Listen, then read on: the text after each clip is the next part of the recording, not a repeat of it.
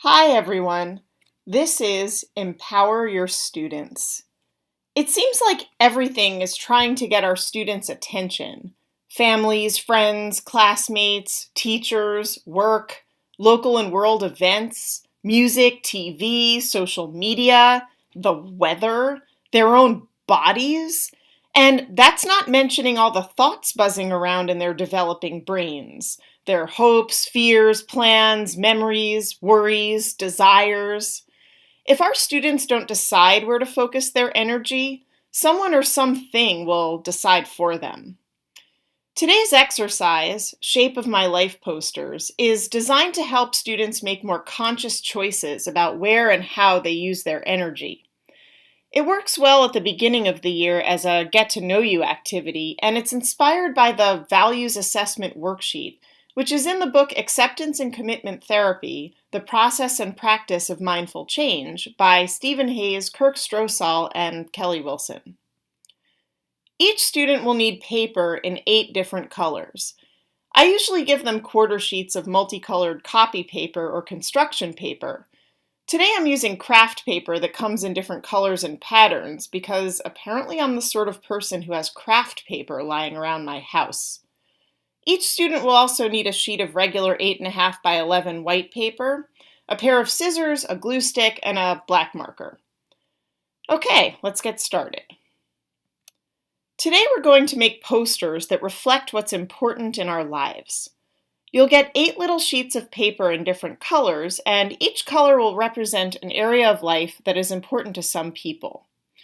Some of these areas might be very important to you, some less so, and some might not be important to you at all. The first 4 areas of life relate to school, maybe some more than others. Your social life is your relationships with your friends and also your peers who aren't necessarily your friends.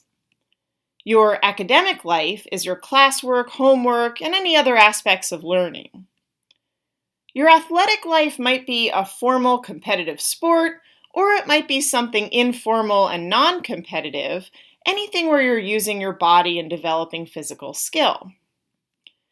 And then your artistic life is wherever you create for the sake of creating, no matter what your art is. You might want to write the areas of life on the little papers so you remember which color goes with what. But don't take up too much space because you're going to need the paper to be mostly blank, so just write it small in the corner.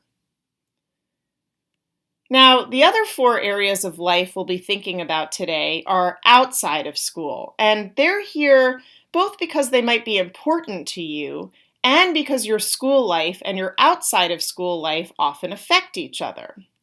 So, your family life is your relationships with the different members of your family and with your family as a whole. Your civic life is how you affect and are affected by your community. You might define your community in any number of ways. Your spiritual life is how you practice a religion, connect to a higher power if you believe in one, or discover your greater purpose. And then your physical life is how you take care of your body, like through sleep, relaxation, exercise, nutrition, or hygiene. So these are the 8 areas of life that we will be looking at today.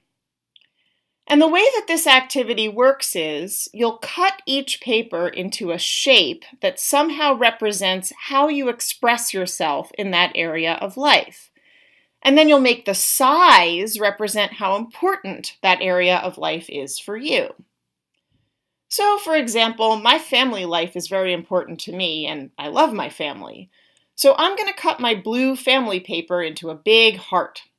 Someone should be able to tell by looking at your shapes which areas of your life are most important to you. Now, that doesn't necessarily mean you devote a lot of time to that area of life. Something can be important to you even if you don't spend much time on it.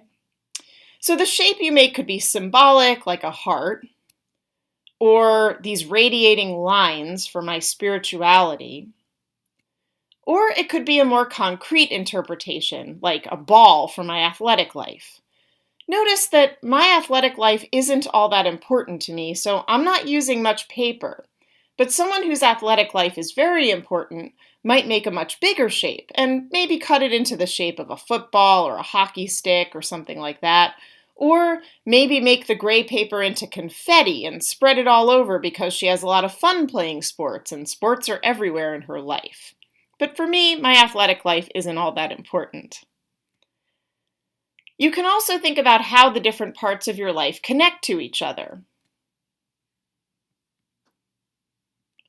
So, for example, one of the ways I express myself artistically is through cooking. And cooking is connected to how I take care of myself physically. And my social life is very important to me, so there's a lot of pink, but it's also very fragmented and scattered, so there are lots of little circles everywhere. If you want, you can make a single composition rather than cutting the papers into unrelated shapes like I did. Like, you could cut all the papers into hearts of different sizes, or form all the papers into one big heart, or make the papers into strips and weave them together. I had one student who cut her family paper into the shape of a big kite and made all the other areas of her life into ribbons on the kite's tail. When you're finished cutting out all your shapes, you glue them onto the bigger sheet of white paper, so you're creating a poster that shows how important these different areas of life are to you. And then, inside the shapes, you write some of the things you do in these areas of your life.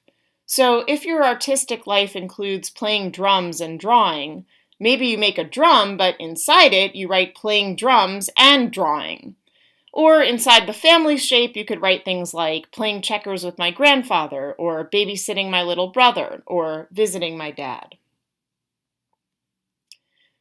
When they're done making their posters, you can start a discussion with your students using questions like, what did you notice as you worked on your poster? Or what are you noticing now as you're looking at it? Are there parts of your life that feel very important that you'd like to put more energy into? Not necessarily more time, but maybe more energy. What would that look like? Are there parts of your life that get too much of your attention?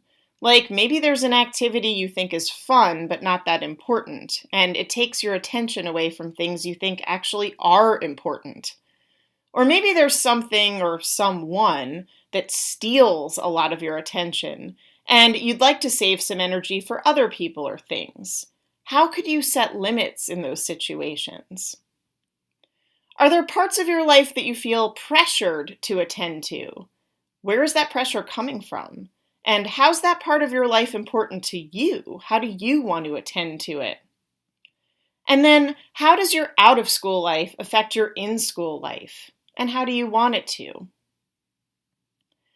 You can also have your students look at each other's posters for things they have in common or are curious about.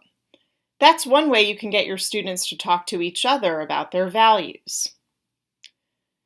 And then after some time has passed, you could ask the students to talk about how their posters would look different if they were to make them again. You could actually have them make the posters again, but you could also just ask which shapes would be bigger now, which ones would be smaller, what new things would you write on your shapes?